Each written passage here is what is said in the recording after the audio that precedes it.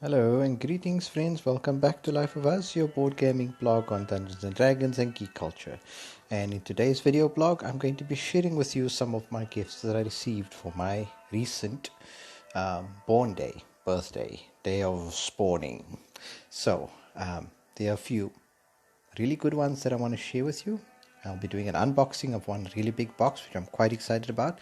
I'll show you what I did receive though. I've got a little dwarf cleric, so I'm quite happy to get into digging into this a little bit and doing a build on a cleric. So look out for cleric dwarf build on my blog, lifeofus.blogspot.com.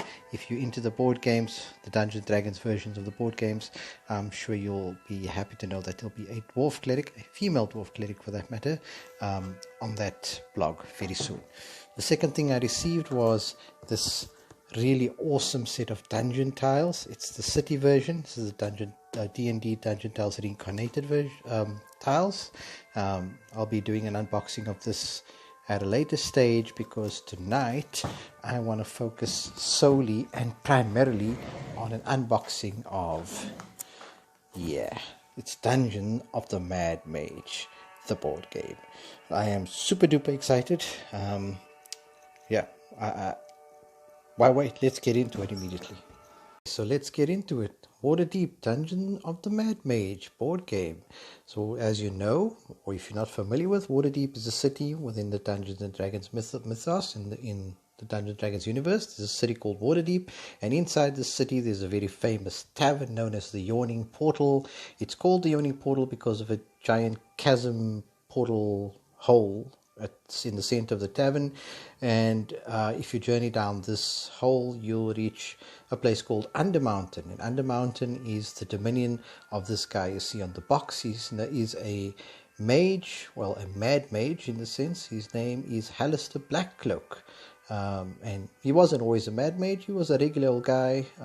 Decided to set up his own dungeon and create all sorts of traps for heroes down at the bottom of his Undermountain. And Undermountain actually links up with the Underdark, if I'm not mistaken. I have to double check that, but I'm pretty sure that is actually it. So, yep, very excited. The artwork is fantastic. On the cover, you'll see there's Alistair, there's a Mind Flayer, there's a, looks like a Drow Elf in the background. Probably an orc with a nasty looking sword. Generally, from my understanding of Undermountain, is that there are all sorts of beasts and monsters to contend with. Probably expect some mind flayers down there, maybe some orcs and soldiers, and possibly beholders as well, if I remember it from the mythology. But the box it looks really neat.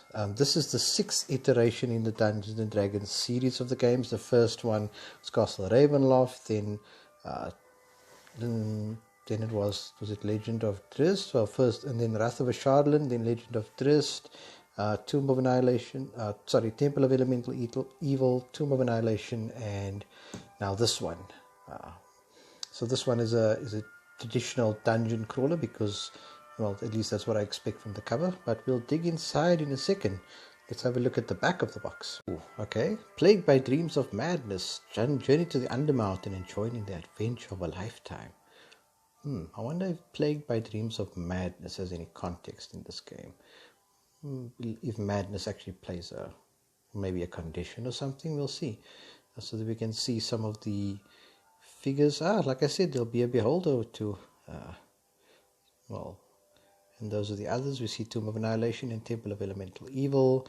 Again, the artwork is very different from Ravenloft and the older versions of this game. Obviously going for a more glossy feel that I think started with Temple of Elemental Evil and then Tomb of Annihilation.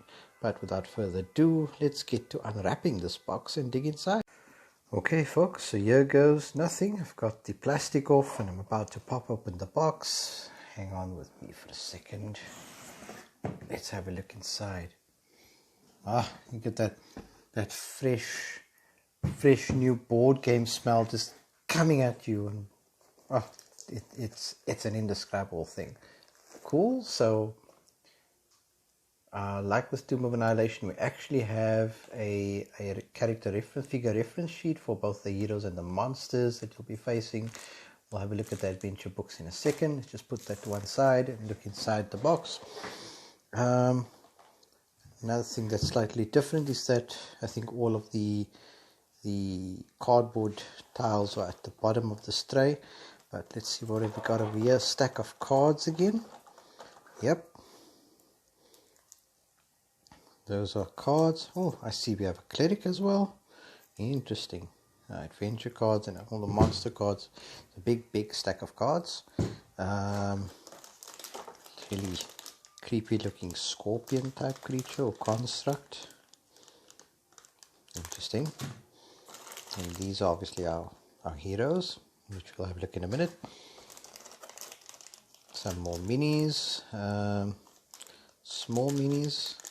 It's one thing I found with these games, because Tomb of Annihilation and the previous games were created by Wizards of the Coast, and then WizKids kind of took over after Tomb of Annihilation, I think, and the miniatures from the monster side have gone rather smallish, but we'll have a look. Those look like little frog monsters. Cool. Then we've got, look at these beholders, zombies. So never mind beholders, these are zombie beholders, which are extra creepy. How cool is that? We have beholders. Some more monsters, which we'll look at in a second. These are all monsters. I assume all the green ones and dark purplish ones. I think that's Alistair over there. Could be mistaken. And some more monsters. And then a piece of cardboard because yeah, you always need a piece of cardboard. And we'll lift up this tray. Oh, of course, we have a D20. You only need one for this game, or this format of the game.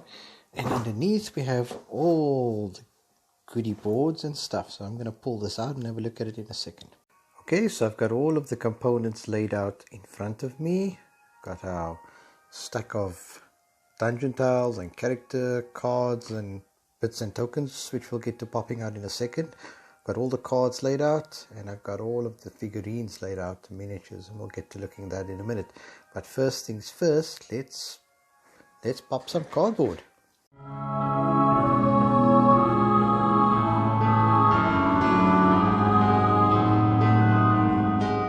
Okay, so with all the cardboard punched out, let's just have a look at these components. Let's start with the books. We've got, like I said, there's a character reference sheet, same thing that came with Tomb of Annihilation. Interestingly enough, is this little bit at the bottom, a message from WizKids, which says that if you need more figures for your D&D adventure, you can find fully painted versions of these figures in the Icons of the Realms miniature sets.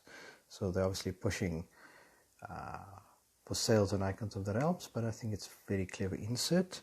It does explain all the different figurines. In the rule book, again, full color, like with Tomb of Annihilation.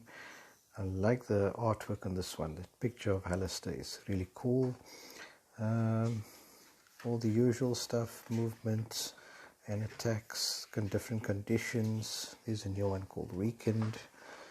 And we expect to see the usual cards, which we'll get to in a second, as well as your characters for tracking the campaign. And then the adventure book, without giving too much of spoilers away.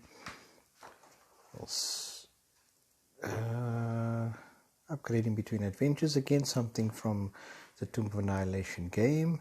There'll be 3 different locations you'll visit. You start off in the Yawning Portal, then Skullport, cool, that's interesting, and then a place called the Depths. So Undermountain is quite big, and you'll be doing some traveling in between, which is cool because you get to upgrade between different adventures, and you get to buy and trade within the town and get advancement tokens and that. The adventures themselves look fairly good. I'm not going to give any of the spoilers away. You obviously are going up against the Mad Mage Alistair Blackcoat himself, but let's have a look at some of the other components. Okay, so the cardboard components first. Let's have a look at the hero cards. We've got a tiefling fighter called Atka. Interesting, it's the first time I've seen a tiefling in this version of the game. We've got a sorcerer. We've had wizards. We've had druids. We've had some interesting, powerful magic wielders, but we haven't had a sorcerer till recently, so that's interesting. Half-elf cleric with a guitar, so a musically inclined cleric. Probably had aspirations to be a bard, but decided to go the route of being a cleric. A gnome rogue. Okay, that's interesting. And we've got a human paladin. And WizKids have got a lot more female characters, female heroes in this game than previous iterations I've seen. I don't think Tomb of Annihilation had any female characters. Could be mistaken. These are the monster cards. The false Alistair. Okay, we'll see what that's about. Desmere Shadow Dusk. I think he's got a sister. Throbrians, Great Grey Ooze. Okay, yeah, Zalthar Shadow Dusk. Yes, thought so. And okay, there's the actual Halaster Blackcloak. So we've got the false Halaster and the real Halaster. Interesting. And then if we just have a look at these tokens over here, so the normal versions of this game, the characters can only level up from level 1 to level 2, but with the addition of these, well, in this iteration of the game, you can actually level up to level 3 as well as level 4 if you flip it over. So level 3 doesn't give you any additional AC, gives you plus 2 HP, doesn't increase your speed, your surge value goes up, but it does give you the ability to choose an additional utility power and a class expert power. So I'll show you in a second what the class expert power cards look like. And then level 4 gives you a lot more. So you could really level up your characters, and I think that's a really neat addition to the game and to the mechanic of this game. Would have been cool to actually see a full, as opposed to these little token chits cardboard, to actually see full level 3 and 4 versions of these cards with some different artwork. So WizKids, if you're listening, maybe bear that in mind for the next one. Some usual tokens. We see some of the usual fare with the tokens as well. The advantage and disadvantage, some HP tokens, the monster hit point tokens, treasures, traps, and stunned and treasure tokens, which featured in the Tomb of Annihilation as well. Oh, and then we've got the advancement tokens, each one for the 3 different locations: Yawning Portal, Skullport, and the Depths. A stack of dungeon tiles. Interestingly enough, these dungeon tiles have got no D&D logo on them. So previous iterations had a D&D logo, and the older ones had a slightly different logo, and now they've gone and done away with the logo completely, which is an interesting choice. The artwork on the tiles, a lot more streamlined and very, very neatly done. Just show you. Yeah, very, very neatly done. Absolutely dig the artwork. I think this is fantastic artwork. Even if we just look at the artwork on the bigger tiles,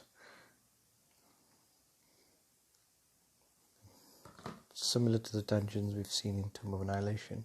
Entry well, which we assume is from the Yawning Portal down. That's probably a starting tile. Shadow Dusk Gold. Yeah, these are really, really, really cool tiles. Some new bits that I've seen is a weakened condition. This one looks quite... Oh, this looks terrible. Can only be removed by effects that remove conditions and when spending a healing surge. So this permanently removes an HP, I assume. Ouch. Well, we'll see how the weakened condition works when we actually get to playing the game. Normal healing surges. Then we'll move over to the cards. We've got the usual fare, your sequence of play cards, encounter cards, monster cards, and some treasure cards. Let's look at the artwork on some of these. Monster cards, it's normal. Nothing changed, but still don't need much. Oh, those aren't frog monsters, those are grungs. Okay, cool. And we've got trap cards, which we've seen before. Interestingly enough, those have got color art on them, whereas the monster cards are just black and white. Encounters, standard. Treasures also standard. Spell deck, so we've got the spell deck showing up again. That's interesting. I thought I saw a magic missile there.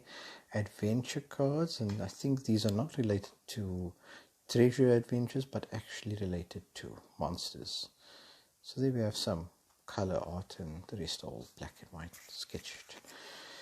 Then we've got the actual character power cards. Oh, and then we've got this set called Elderoon. So the Elderoon cards, as I understand from the rulebook, are special Bane or Boon cards that you'll play during a campaign. A Bane, you cannot regain hit points. Ouch. So a Bane is something that's bad for you. Whereas on the other side, if you flip the card, you get a Boon. You cannot gain new conditions against your will. Okay, so something good and something bad, and I assume that'll come about with each adventure or through playing the campaign. Quickly looking at character cards, you'll see that you have the usual stack of cards. You have your at-wills, you have your dailies, you have your utilities, but you also have your expert powers, and these only come up about in levels 3 and 4, and my assumption is that they are a lot more powerful than any of your other cards. I don't see a flip over, so it could be that, well, it could be specific to a character. You do have to flip the expert powers over as well. Well, that's interesting. Okay, so some new exciting mechanics that have been added in this game. I quite like the fact that you could level your characters up to the 3rd and 4th level, and include these expert power type cards. Attack plus 12. Wow. Okay. Very interesting. Okay, so those are that's all the cardboard done. Let's have a look at some of the plastic and the miniatures right now. Okay, the miniatures in this game. Again, we've got the very green colors for the most of the monsters, which we saw in Tomb of Annihilation. The dark blue, purplish color for the villain type monsters, and then the heroes are all in blue. Let's have a look at the heroes first. Over here we have the human sorcerer. I'm assuming looks like a human sorcerer. That is a, what is that? Oh, that's our tiefling. A tiefling battle master. So that's our tiefling fighter. Cool. This is our gnome rogue. Really, really cool. Probably the coolest looking mini I've seen in a while. Really interesting, and can't wait to play that character. In fact, we've got our paladin, and we've got our cleric / wannabe bard, and then over here, these little things are known as intellect devourers. They look like tiny little brains.